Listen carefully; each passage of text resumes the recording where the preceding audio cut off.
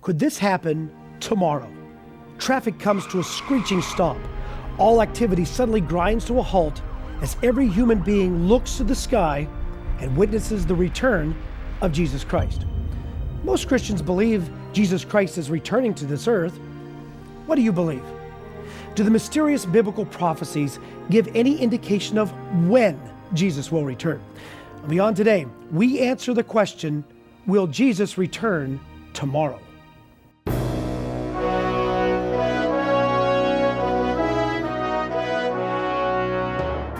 Join our host, Gary Petty, and his guests as they help you understand your future on Beyond Today. Will Jesus return tomorrow? Have you ever wondered about when Jesus will return? You know, people have been asking if Jesus is going to return tomorrow for a very long time. Even his disciples wondered about his prophesied second coming. They asked him a similar question. Tell us when these things will happen, and what will be the sign that it is time for you to come again and for this age to end? Now, did you notice that the question is about the end of the age, not the destruction of the planet? They asked him when this age, our time, this evil era would come to an end. They wanted to know when would Jesus Christ return to fulfill the prophecies of the Old Testament. These prophecies predict God's Messiah would come to save humanity from war, crime, poverty, and suffering. This question of when will Christ return has been asked by many Christians over the last 2,000 years. You've probably wondered about it yourself. Well, today we're going to discuss 3 biblical prophecies that will answer the question, will Jesus return tomorrow? Let's begin in what is called the Olivet prophecy found in Matthew 24. While standing on the Mount of Olives, Jesus told his disciples that before his return, the entire world would face a time of crisis like no other time in history. He said the world would become a dangerous and unstable place, and that catastrophes and human suffering would grow increasingly worse. You know, sounds like the world you and I live in, doesn't it? It's no secret. Our world is in trouble. We worry about the economy, our jobs, the healthcare crisis, the robbery that took place down the street last night. You don't feel very safe, do you? You know, one of the real threats we seldom even think about is that nuclear weapons could trigger a global holocaust. A while back, President Obama convened the Nuclear Security Summit. His opening comments are a frightening reminder of what Jesus told his disciples about the end of the age. It is my privilege to welcome you to Washington and to formally convene this historic summit. We represent 47 nations from every region of the world, and I thank each of you for being here. This is an unprecedented gathering to address an unprecedented threat. 2 decades after the end of the Cold War, we face a cruel irony of history. The risk of a nuclear confrontation between nations has gone down, but the risk of nuclear attack has gone up. Nuclear materials that could be sold or stolen and fashioned into a nuclear weapon exist in dozens of nations. Just the smallest amount of plutonium, about the size of an apple, could kill and injure hundreds of thousands of innocent people. Terrorist networks, such as Al-Qaeda, have tried to acquire the material for a nuclear weapon, and if they ever succeeded, they would surely use it. Were they to do so, it would be a catastrophe for the world. A nuclear holocaust and the ensuing fallout winter is an unimaginable horror. It is, in fact, a predicted horror. Notice what Jesus foretold. And you will hear of wars and rumors of wars. See that you are not troubled, for all these things must come to pass. But the end is not yet, for nation will rise against nation, and kingdom against kingdom. If this time of unparalleled troubles was allowed to continue, what would be the result? Jesus said, unless those days were shortened, no flesh would be saved. In other words, Jesus Christ prophesied that human beings would have the ability to destroy all life on the earth. But notice, he would intervene before that happened. Humanity's self-destruction was not even possible until my lifetime. In 1945, atomic bombs were dropped on Hiroshima and Nagasaki, but they couldn't destroy all life on Earth. There wasn't enough potential for worldwide destruction at that time. By 1955, scientists had created the hydrogen bomb. As the arms race of the 50s and 60s escalated, the US and the Soviet Union developed the capacity for massive destruction of life, which included biological and chemical weapons.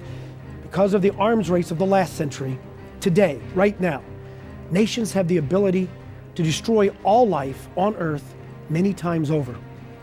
You know, today there are at least 7 nuclear powers: the United States, Britain, Russia, France, China, and more recently, India and Pakistan. Many consider that Israel is already a member. The Iranians have either the capability or are getting very close to developing nuclear weapons. And there's a worldwide fear that North Korea is developing the bomb. There's no doubt that the more nations who possess these weapons, the more likely it is that someone someday is going to use one. And then there's the wild card of terrorism. Secretary of State Hillary Clinton publicly commented on this threat. Long after the Cold War's end, the United States and Russia still possess more than 90% of the world's nuclear weapons. We do not need such large arsenals to protect our nation and our allies against the 2 greatest dangers we face today: nuclear proliferation and terrorism. Our options are running out. Science knows that we must soon alter our ways or face the consequences. Christ predicted a coming unprecedented time that will prove to be so dangerous that unless God intervenes, all living things on earth will die. The biblical prediction of life on earth threatened with extinction can actually happen. We have passed the point of no return. Our world is that much closer to the words of Jesus Christ being fulfilled. Now, does this mean that Jesus will return tomorrow?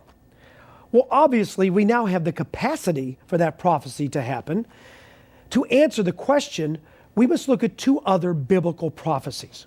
Now, there are other biblical predictions coming to pass right before your eyes that tell us that the return of Jesus Christ is approaching. Up next, Darris McNeely discusses with Good News writer Melvin Rhodes about current conditions in the Middle East and how they fit into what the Bible says about the return of Jesus Christ. Now, first, I want to tell you about how to get a free copy of this very important booklet. How close are we to the return of Jesus Christ? If you've ever asked yourself that question, then you need to read, Are We Living in the Time of the End? You can read it immediately by going online to beyondtoday.tv, or to receive a free copy sent directly to your home, call toll-free 1-888-886-8632. That's 1-888-886-8632. And you can follow Beyond Today on Twitter and join us on Facebook, where we welcome your comments and suggestions, or you can write to us. It is possible for humanity to destroy itself. The predictions of Jesus are being fulfilled, but there's much more to this story. Biblical prophecies claim that the Christ, or Messiah, is coming to Jerusalem, a center for Judaism, Christianity, and Islam. Next, Darris McNeely discusses the importance of Jerusalem, the modern nation of Israel, and how conflicts in the Middle East are fulfilling biblical prophecies. Beyond Today's Darris McNeely discusses with Good News writer Melvin Rhodes why 1948 is an important year in understanding, will Jesus return tomorrow? Thanks for being with us, Melvin, on the program here today. I know that you have had a long time interest in researching and writing about the Middle East. Exactly how many years would you say you've been researching the subject of the Middle East? I've been interested in Bible prophecy for over 40 years, so that's how long it's been. It seems like virtually every generation since the time of Christ has been expecting him to return in their lifetime based on the events in their own life. Obviously that hasn't happened. But since the creation of the current state of Israel in the Middle East, has that met any of the conditions that will make that return possible? Well, absolutely. For almost 2,000 years, as you said, people have often thought that they were living in the end time. But it couldn't have been, because there was no Jewish nation in the Middle East from the early 2nd century right up until 1948, and there had to be a Jewish nation there for Bible prophecy to be fulfilled. From time to time, especially around the high holy days on the calendar, the holy calendar for the Jews, we usually read about or hear about a group of Jews that want to go up on the Temple Mount and offer a sacrifice. Does sacrifices on the Temple Mount, does that have any bearing on the prophecies from the Bible about Christ's return? Well, yes, it does. I mean, right now there are no sacrifices, but Jesus Christ in Matthew 24 quotes from the book of Daniel and shows that that there will be an attempt to stop the sacrifices at the time of the end. My personal view is I don't think that sacrifices will be reinstated until there is a settlement in the Middle East, a peace treaty which provides for 2 separate states, Israel for the Jews, Palestine for the Palestinians, and Jerusalem itself comes under some form of international jurisdiction, and then every group would be free to practice its religious beliefs itself. The biblical prophet Zechariah, in his book, talks about armies converging upon Jerusalem specifically in the time prior to the return of the Messiah. What current conditions could precipitate or bring about that type of a gathering of armies in Jerusalem? Well, in 1948, when the nation of Israel came into existence, 5 Arab armies attacked Israel all at the same time, trying to destroy the Jewish nation before it got off the ground. In 1967, you had 3 nations come against Israel. Now, of course, the conflict has widened because you've got countries as far away as Iran that are wanting to destroy Israel. So you can see how more countries would be involved. Then, of course, you've also got the European nations. If the balance of power in the Middle East altered and it was not in their interest, they would have to do something because they depend very much on that area for their oil, as does the U.S., but they depend more on that area than we do. There was an article that pointed out that Germany would have to preserve Israel. It owes it to Israel because of what happened during the Holocaust. And maybe if you see all these Islamic armies surrounding Jerusalem, the Germans would have to get involved, together with maybe some other European countries, in order to try to save Israel at that particular point. Oil is always an issue in the Middle East. Is there anything else beyond oil that could cause such international tensions to bring armies into that area? I think religious beliefs are very important here because there are 3 great faiths that all look to Jerusalem. That is Christianity, Islam, and of course Judaism that goes back even further. And those 3 have often been in conflict throughout history. What specifically should our listeners keep their eyes open for as far as Bible prophecy in Jerusalem is concerned? I think the next thing to look for is some sort of a peace treaty in the Middle East.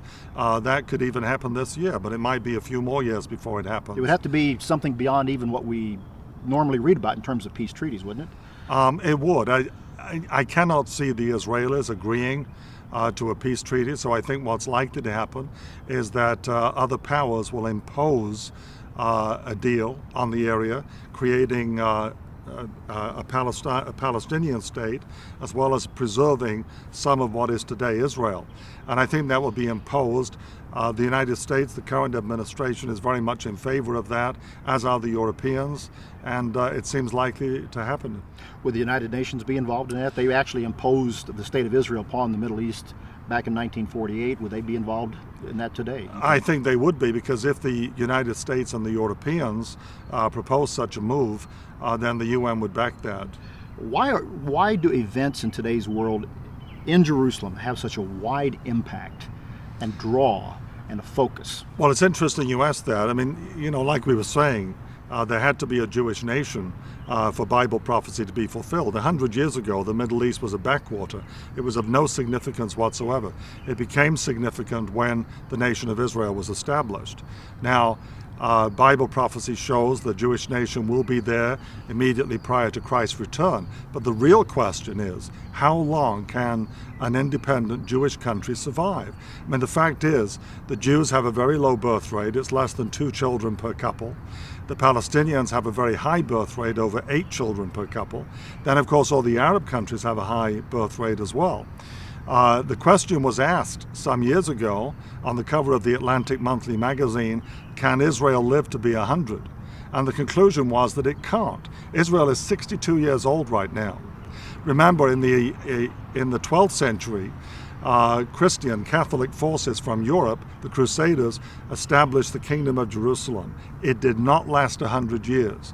The hope is of many people in the Islamic world that the nation of Israel, which they refer to as a Crusader state, will also not last 100 years. So, just on that basis itself, we can see that, we're talking about living in the end time. Crusades, Crusader state, that's medieval times, but it's just as still very relevant today. Religion was very important in medieval times, and it's become very important again since September the 11th. How imminent is Christ's return?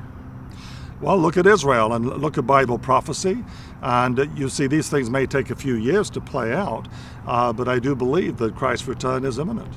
Always something to keep in mind. Jerusalem is a very important topic, very important to world affairs, and certainly to Bible prophecy. Melvin, I appreciate the time that you've spent with us today. Gary, back to you in the studio. So far, we've looked at 2 biblical prophecies that must happen before Christ's return. First, the world has to have enough firepower to destroy itself. With the invention of the hydrogen bomb and biological weapons, that is now possible. And secondly, the Bible predicts that armies will surround Jerusalem and descendants of the ancient people of Israel will be there to fight. Israel had not been a nation state for many centuries. The modern state of Israel was established in 1948. The stage is set for that prophecy to actually happen. There is another biblical prediction that must happen before the return of Jesus Christ. Now, strangely enough, it has to do with technology. This newspaper, it's from 1858. The front page is about a story how a mob in Lexington, Kentucky broke into a jail and lynched the unfortunate prisoner. On the second page is a report about an upstart candidate for the U.S. presidency named Abraham Lincoln.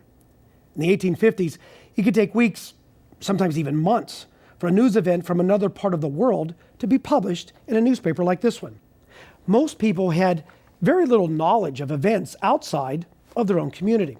Now, do you know what this is?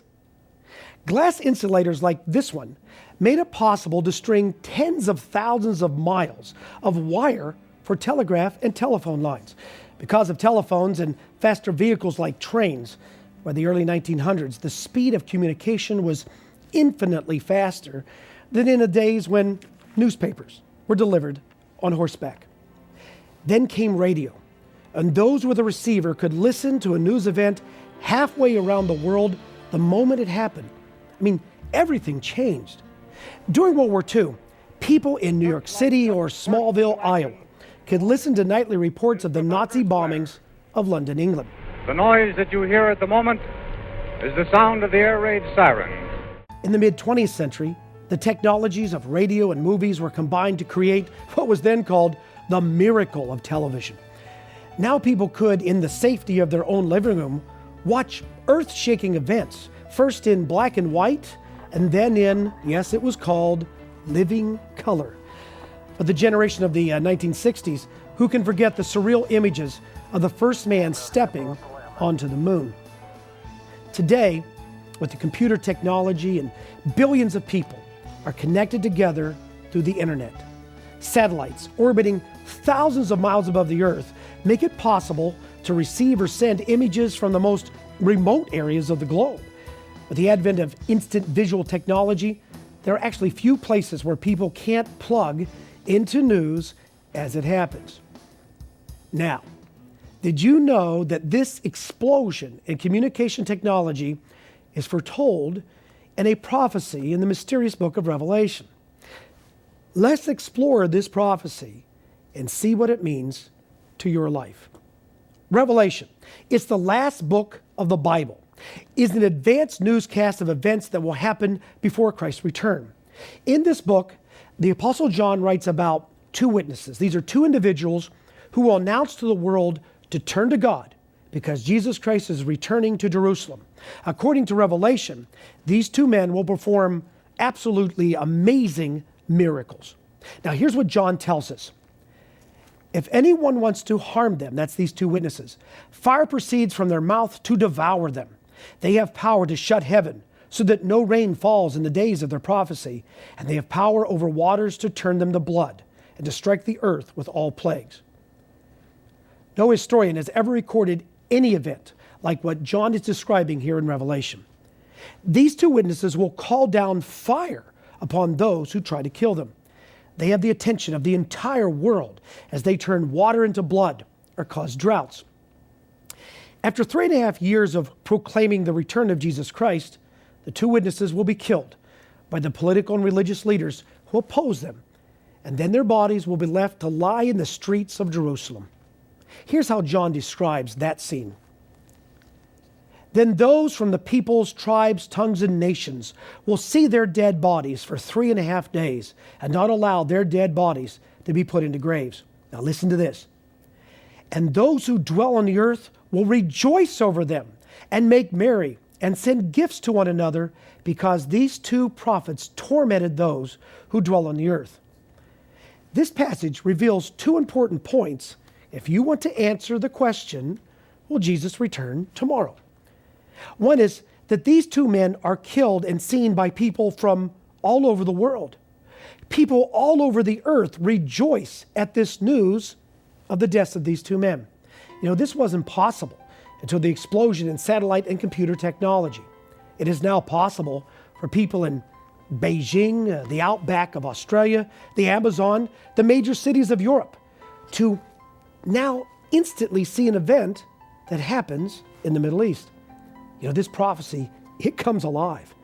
Television, satellites, cell phones, computers, these kinds of technologies make it possible for peoples, tribes, tongues, and nations to see or hear the news of the two witnesses and then celebrate their deaths. But there's another important point in these verses. These two individuals will achieve worldwide acclaim as they announce the second coming of Jesus Christ over a, remember, 3.5-year period. They will perform miracles and are despised by political and religious leaders. This hasn't happened yet, has it? So we're back to our original question. Will Jesus return tomorrow? Let's go back to what we've been discussing. What have we learned from this passage in Revelation about the two men who will proclaim Christ's return, who John calls the two witnesses? Well, first, the two witnesses are killed, and immediately people all over the world know the news and celebrate. This part of the prophecy, written almost 2,000 years ago, could not have happened until very recent times. You and I, we live in a time of instant communication. In no other period of history could a worldwide audience have immediate access to this kind of a news event.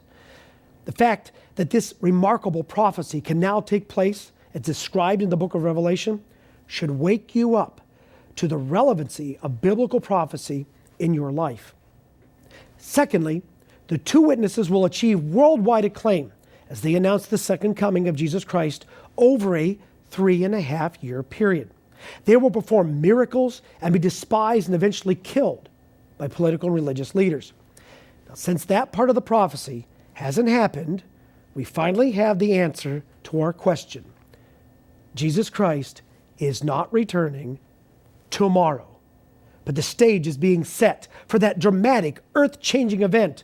Biblical prophecies are being fulfilled at an alarming rate, and you need to be aware of them. We've looked at Christ's Olivet prophecy. Just as he predicted, humanity has the ability to destroy itself. We've seen how Old Testament prophecies have been fulfilled by the reestablishment of the state of Israel.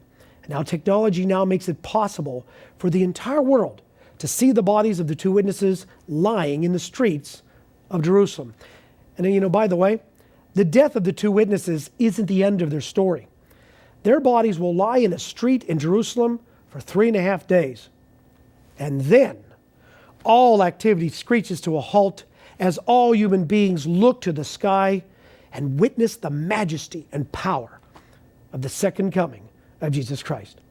Life enters into the bodies of the two witnesses, and they are resurrected to meet the Christ, the very one they were killed for proclaiming. So how does this prophetic information about technology and two witnesses really affect your life? I mean, what does it really matter? Well, here's what it means to you. The God of the Bible is the creator of the universe. He is also the God of history. And all this human mess that you and I live in, the Creator has a plan. He has a plan for humanity. He actually has a plan for you. Your life can change. And all this suffering and chaos, you can actually become part of God's solution. You know, folks, Christianity has enough believers. Jesus Christ once committed disciples, men and women willing to mimic his way of life. If you're tired of just powerless Christianity, it's time to find out what Jesus really taught and live as he prescribed. Prophecy is one way of God showing us that he exists and that he is involved in his creation. It is a way for you to know, for God to show you that you can have a personal relationship with him. You know, he tells us the future right here in this book. It's up to you to be prepared for that future. Now, I want to remind you about the free offer on today's program. Are we living in the time of the end? To order your free copy, call toll-free 1-888-886-8632. Call right away, and we'll also send you a free subscription to the Good News magazine. In every issue of the Good News, you'll find articles on what the Bible teaches about the time of the end and how to make sense of today's confusing world news. If you go online to beyondtoday.tv, you can read or download Are We Living in the Time of the End? You can also watch weekly commentaries and peruse Beyond Today programs from our archives. And follow Beyond Today on Twitter and join us on Facebook and set your DVR or TiVo to watch Beyond Today at your convenience. Well, today we've shown that the dangers of modern weapons and international conflicts could create the toxic mixture leading to human destruction. Jesus claimed that these trends would exist before his second coming. We've seen that the reestablishment of the nation of Israel and the explosion of communication technology are prerequisites for the fulfillment of end-time prophecy. You know, Jesus isn't returning tomorrow, but the stage is being set for the most dramatic intervention by God in human history. Are you prepared for that event? Would your life stand the stress of the end times? Watching Beyond Today will help prepare you in advance, so don't miss a single program. And thanks for watching.